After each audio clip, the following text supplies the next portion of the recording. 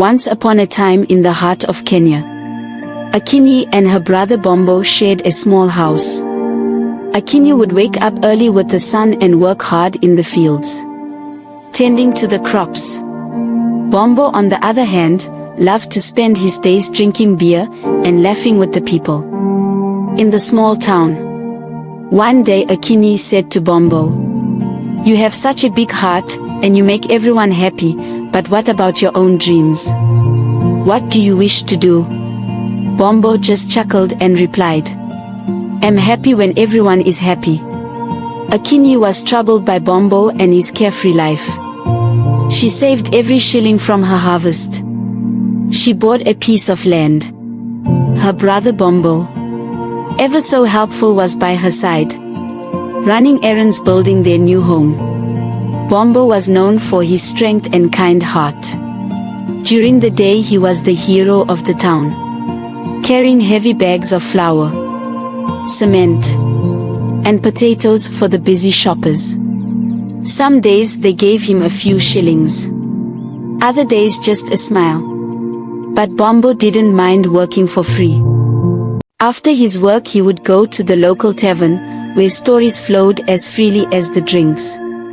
Akinyi, who was almost done building their home, wished Bombo would find a bigger dream to chase. One day trouble came. An elder reported Akinyi, saying that she is building on a stolen land. Just like that, she lost everything she had worked hard for. Bombo tried hard to cheer his sister on these tough days. With the last of her money, Akinyi went to a rehab center, where she met a doctor, and told him everything about Bombo. "I want my brother to be healthy and free from his addictions," she told the doctor, as she gave her last money, and told him she will bring Bombo early in the morning. As Akinyi returned from the rehab, the air was heavy with whispers. The neighbors told her that Bombo collapsed in the market. He was rushed to the hospital. She ran as fast as she could, her heart pounding. By the time she got there, Bombo had already passed away. Akinyi felt like the world had turned upside down. She couldn't eat or sleep. Some days she will drag herself to work. She couldn't take the pain and trauma any longer. She made up her mind to commit an abominable act. She went to the local pharmacy, bought a lot of pills, as the medicine took over her body. She closed her eyes and drifted into a deep sleep.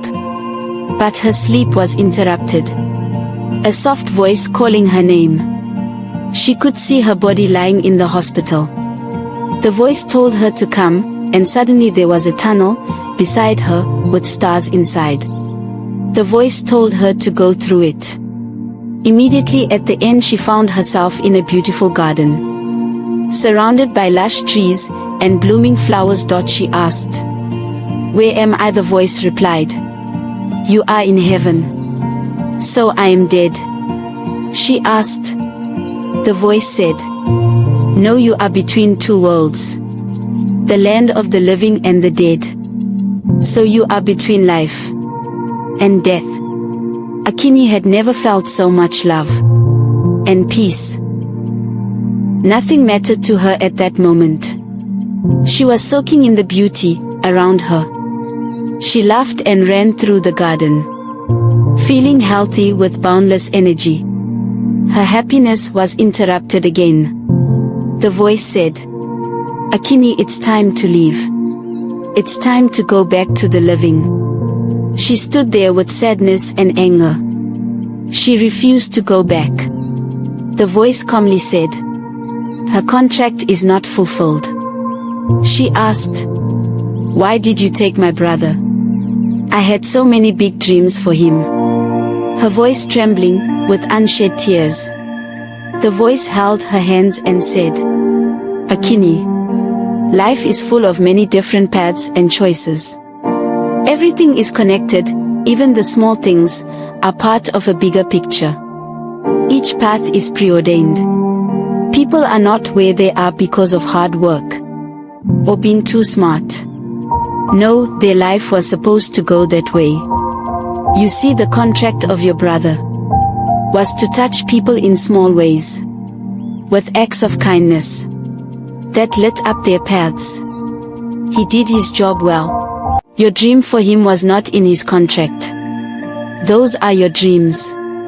He went on to say, Akinyi, I want you to go out there in the world and finish what Bombo started. Preach the message of true love. Show little acts of love. It's in this way that the earth get healed.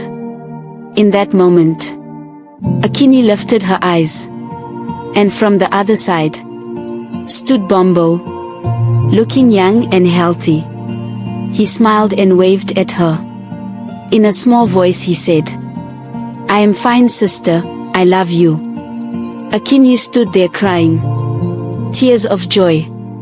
She wanted to run and hug him, but she was told that she can't cross over yet. The voice showed her a new tunnel and said, go through that tunnel. She went into the tunnel and started walking, only for her to wake up in a hospital bed. The doctors and the nurses were shocked and happy at the same time. Akinyi went back home. Her return to earth was marked by an aura of enlightenment. She was a beacon of wisdom. With her newfound knowledge, she healed and touched the hearts of those around her. She told stories of her adventure and taught people that love is the most powerful magic of all. Through love we not only find the way to inner peace, but also the way to a loving and more connected world.